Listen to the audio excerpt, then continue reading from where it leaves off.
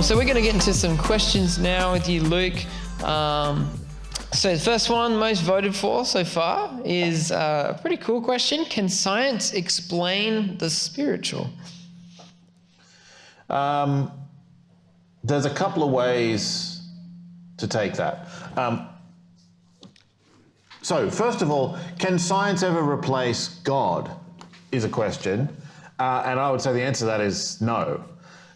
The reason for that is when you really properly understand a worldview without God in it, like naturalism, what it's trying to say is not that science has replaced God, but it's trying to say that the explanation that God is supposed to provide is one we don't need anymore.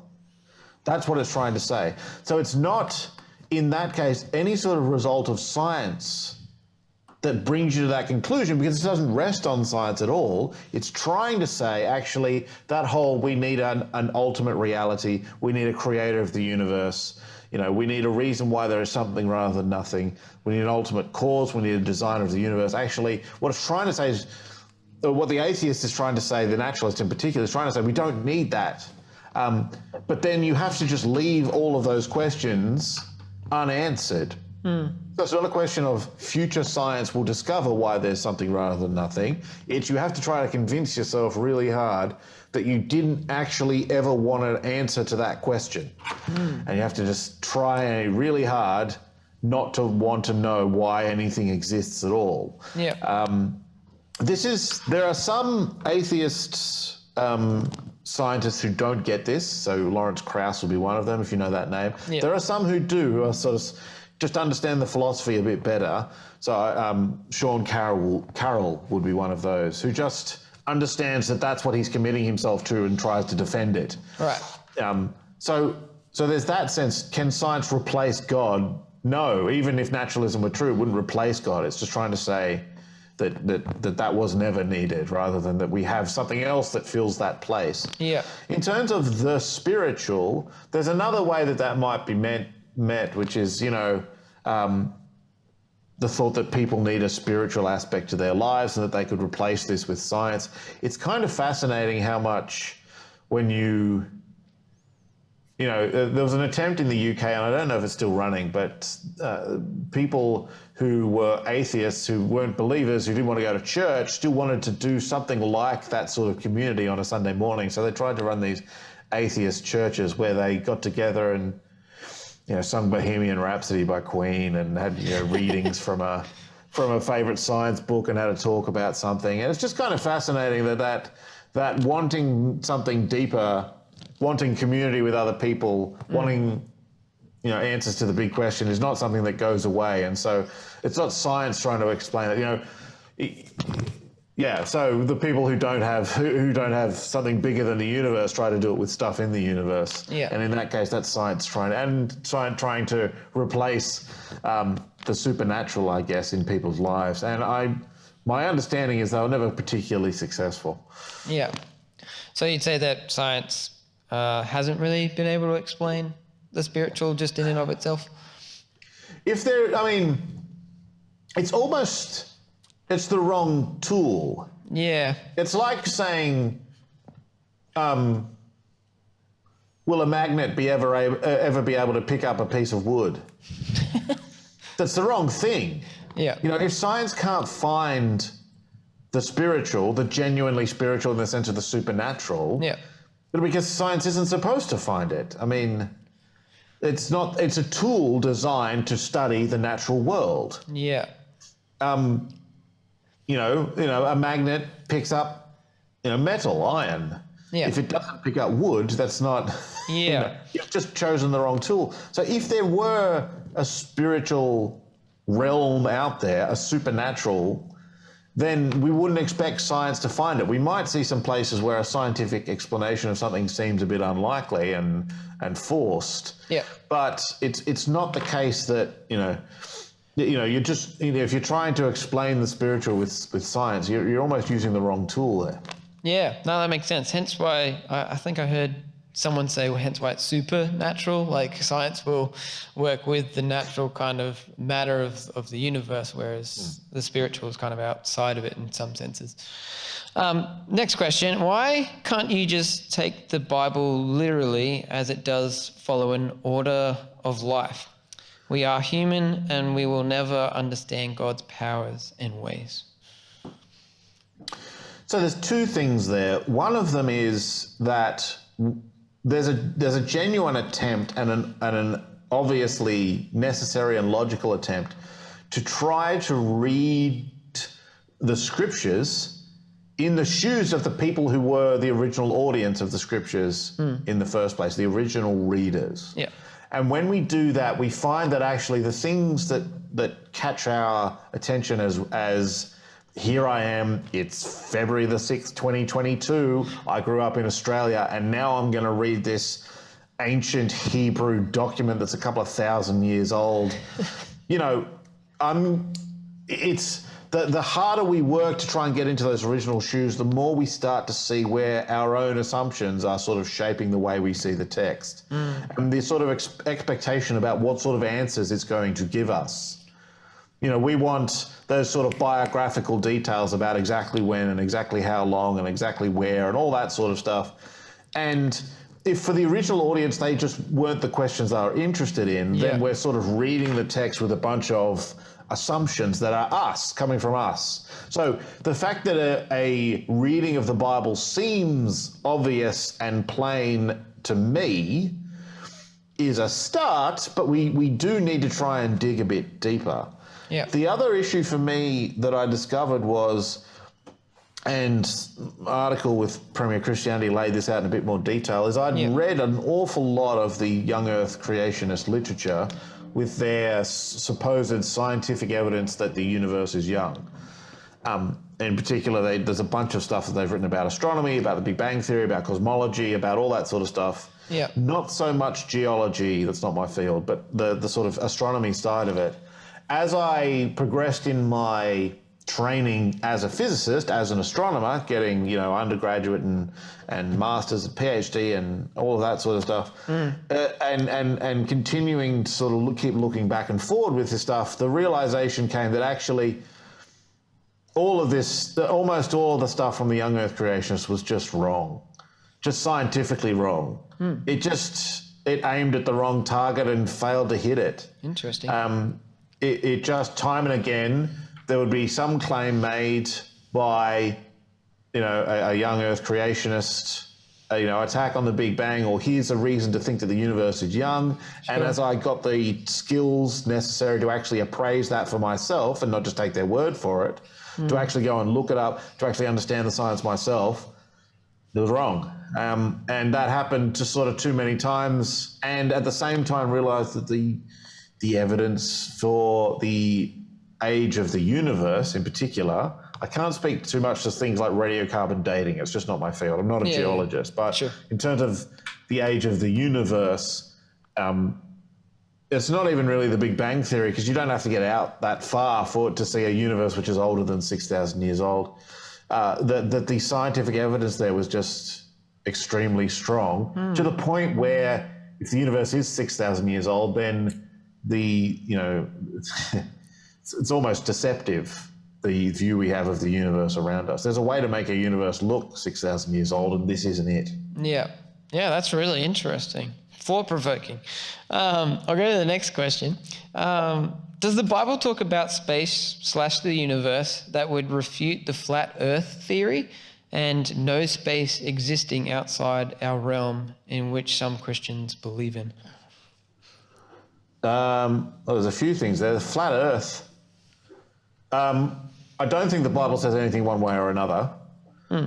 It was certainly known at the time, we're sort of talking ancient Greece, 300 BC. They not only knew the earth was round, but knew a method to measure how big it is. It's the radius of the earth. Yeah, wow. There's pretty good arguments from them as well. So during a lunar eclipse, if you look at the moon, you can see the shadow of the earth go across the moon. That shadow always looks round. It's obviously round if you can sort of see the shadow on the moon. from that and various other things, there was evidence known to the ancient Greeks that the earth is probably round. Yeah. Now, I just don't think the Bible says anything one way or another about that. There's a phrase in, I want to say Job 38.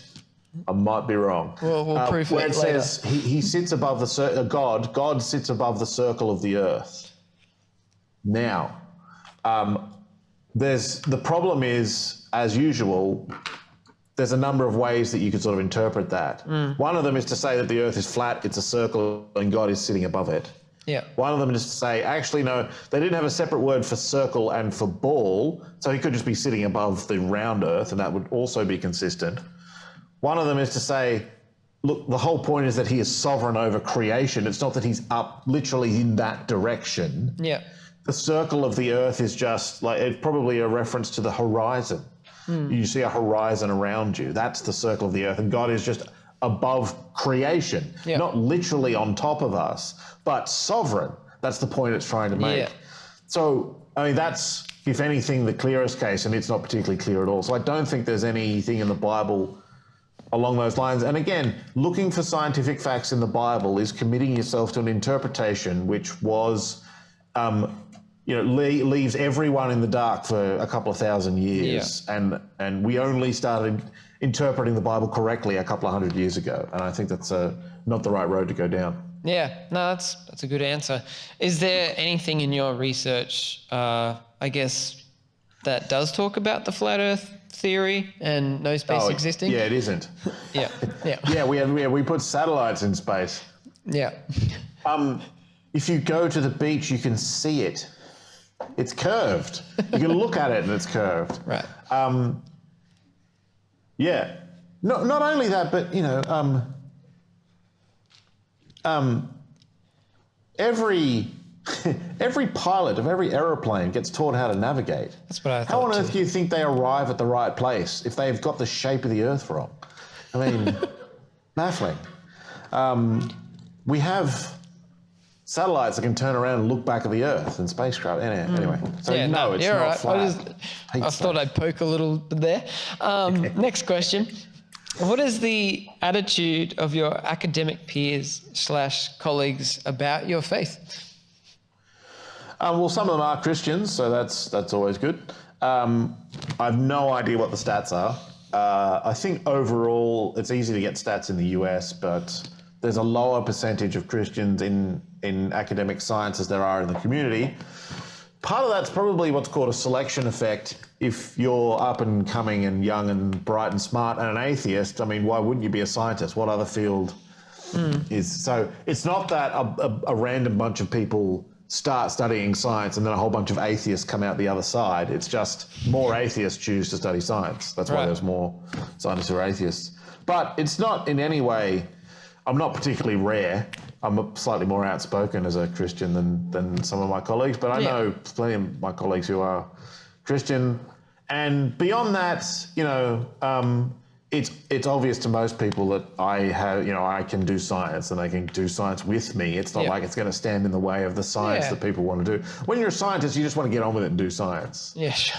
There's nothing, we just want to get on with it. So recently, the end of last year, there's a bunch of grants from the government supposed to be handed out to scientists for us to do our work properly.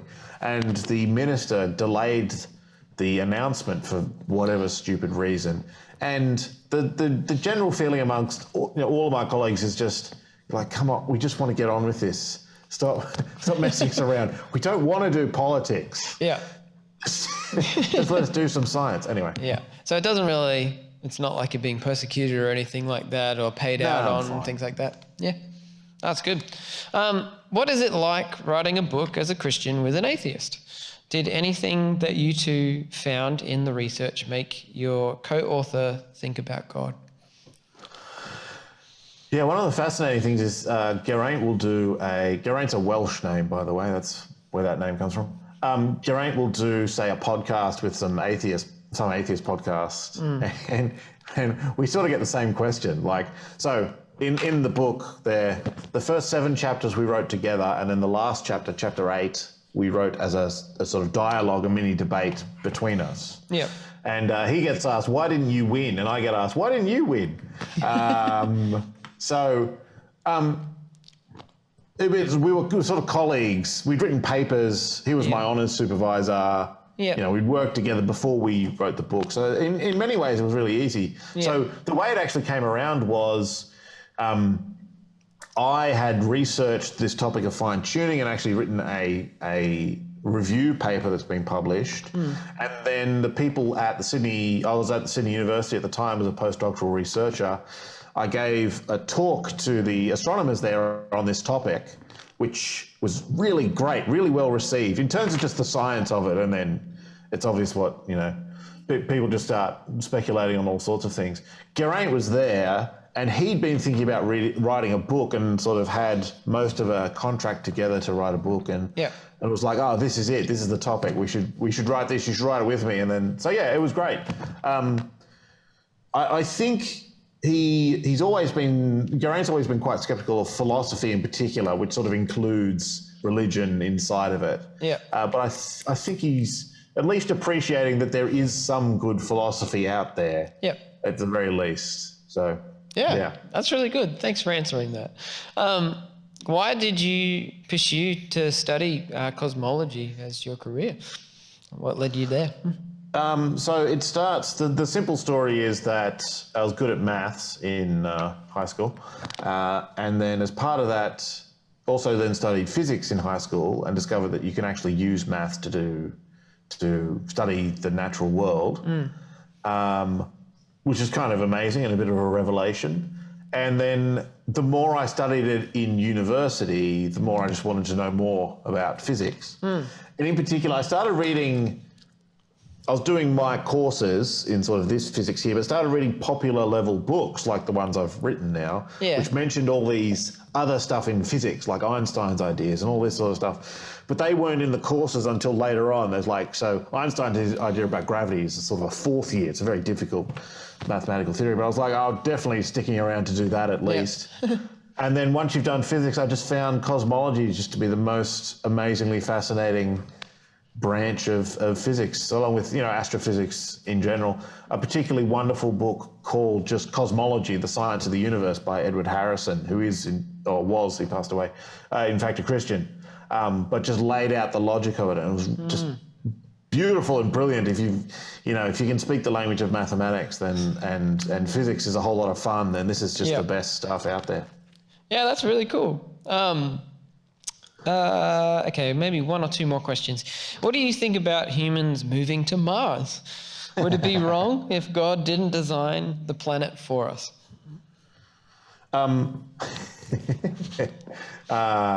was a slightly different context, but I have a colleague who thinks an awful lot about fine-tuning as well, Robin Collins, who used the example of you might think that Australia is uninhabitable as well, if you look at it from the right sort of angle.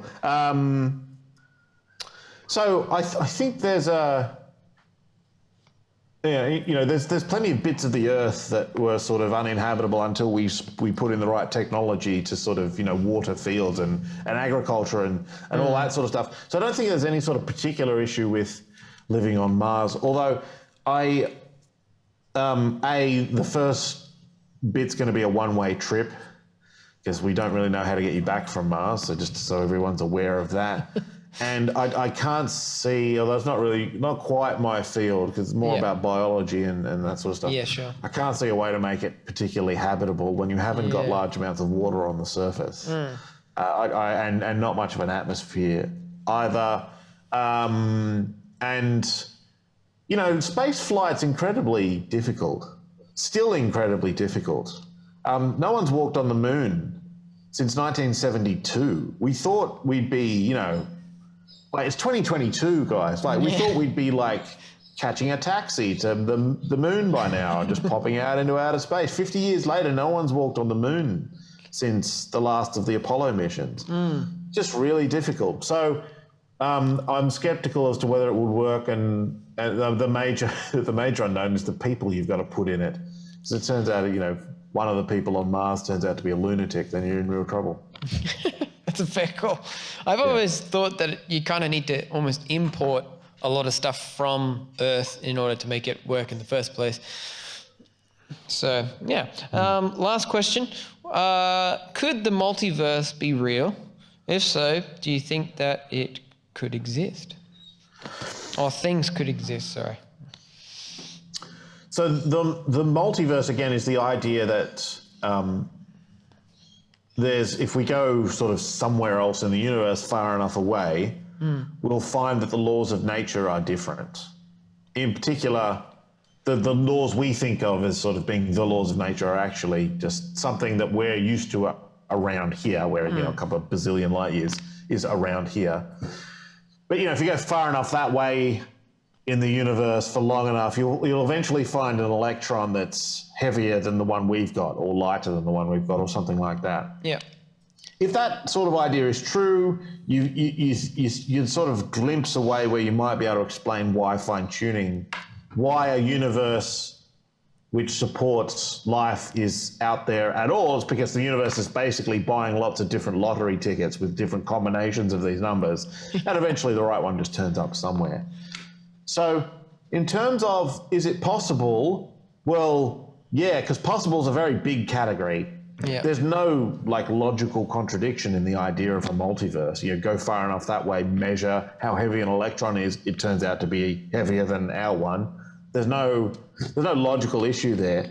The problem I have with the multiverse is, from a scientific perspective, I think it's got a lot of work to do if it actually wants to be the sort of theory that I want as a physicist, where I can go and predict some stuff. Yeah. I don't just want some weird, wacky ideas about the universe. The thing about Einstein's theory is I can use it and I can make predictions and I can solve equations. I can do all the stuff I'm trained to do as a physicist. Yeah. I worry about the multiverse on that level just failing. A lot of the ideas we have aren't really up to that standard. In terms of answering the argument from fine-tuning to the existence of God, the thing that's fascinating to me is just sort of realizing what the strategy is of the multiverse. What we're saying is, okay, we see design in biology in all the amazing life forms around us. So, let's look deeper down into physics, as Dawkins says we should, right? Takes it for granted. And fine-tuning, it looks like there's, you've got to have a remarkable set of fundamental properties of the universe if you want life to happen, anything to happen up in that higher level. Yeah. Well, we better just go deeper. What if there were laws even deeper than the laws of physics that we know now, and they could build lots of different universes all over the place? Well, what that strategy is the, I'm losing the game, so I'm going to invent a new game. Right? It's asking for a rematch. Yeah. Not just a rematch, but a rematch in an arena where there's no rules, right? It's like, I'm losing tennis, so I'm just going to invent a new game where I can make up the rules as I go. Yeah. And I think if we understand that that's the strategy, and I'm fine with, I've written published papers that look into the multiverse. But in terms of the strategy of, is there a God or not, it's clear what the strategy of the multiverse is. It's asking for a rematch where there's no rules. Yeah. Yeah, that's really helpful. I've often had that question as well. Luke, thank you so much for taking of your time and speaking with us and answering our questions. We would love to be able to support you. Other than buying your books, I know you can get them at Koorong, you can get them on Amazon, you can get them most places on the internet. Just look them up in Google. But is there any other way that we can support you? In prayer would just be fine, yeah. Yeah. Yeah, I'm not an apologetics ministry as such. No, I've got a job, right? I lecture. So I buy a book if you feel like it, but I'm fine. I'm feeding my kids. We're all good for that. Give your money to someone who actually needs it. Yeah. But if you want to look up, if you just sort of type my name into YouTube, there's a whole bunch of stuff there. There's a channel I actually have with Geraint where we keep asking sort of scientific questions about the universe and having a chat about that. It's called Alas, Lewis and Barnes, if you want to go look that up. Or just find me on social media. I think for the moment I'm the top Google hit if you put my own name in, but I don't know how long that'll last, because there's a guy who was in an actor in Game of Thrones who was coming up that list pretty quickly. There you go. So you're not the actor from Game of Thrones. I've just admitted I Google myself. But anyway, carry on. I think we've all done it at one point. Well, I hope. No, thank you, Luke. And we will be praying for you. And thank you again for giving of your time. And for those of you watching online or at a future date, we'd love it if you could support us by subscribing, liking, commenting, letting us know what you think about this and sharing it around. I always say this, we're not doing it to be popular or to be the biggest thing on YouTube, but we're trying to do it just to make things available to people where they might actually find it really interesting and thought-provoking. So if you want to help out in that way, that would be awesome. But once again, Sam, Luke, just messed up your name. Thanks, mate. What, me? Oh, okay, yeah. Yeah. Thanks, everyone. What a way to end the podcast.